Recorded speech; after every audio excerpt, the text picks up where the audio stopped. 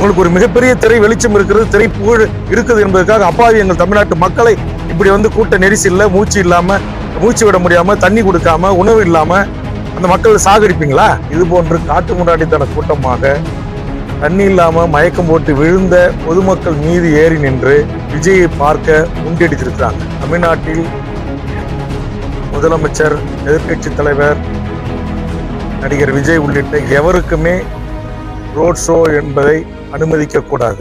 இந்தியாவினுடைய மிகப்பெரிய நடிகர்கள் எல்லாம் இருக்கிறார்கள்.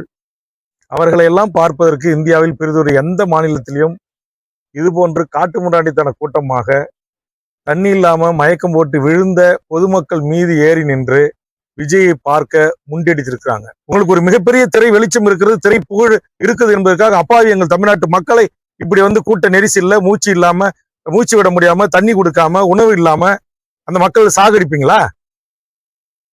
உயர்நீதிமன்றங்கள் தானாக தலைமை நீதிபதிகள் இதை விசாரணைக்கு எடுத்துக்கொண்டு பணியில் இருக்கிற ஒரு நீதியரசரை கொண்டு இதற்கு ஒரு விரிவான நீதி விசாரணைக்கு உத்தரவிட்டு இதற்கு காரணமாக இருந்த அத்தனை பேரும் சட்டத்தின் முன் நிறுத்தி மிக கடுமையான தண்டனைக்கு உட்படுத்தணும்.